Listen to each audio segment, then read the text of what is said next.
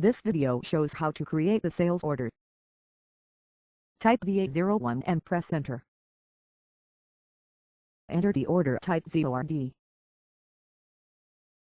Enter your sales organization code, distribution channel 0 for N division 30. Press enter. Enter the customer code manually or press F4 to search the customer. Press enter. Enter the purchase order number if any or enter any text and press enter. Now, we have to enter the material details. Enter the following details. Press enter. Repeat for all the materials.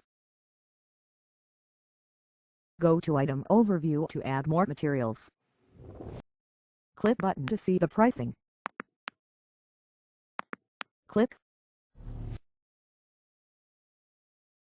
Click button to add handling and other charges if any. Go to Conditions tab. Type ZHAs to enter the handling charges and enter the amount. Similarly, type ZOTR for other charges and enter the amount and press enter. Click to go back. Click Save. Spare sales order 573 has been created. The delivery and billing will be shown in another video.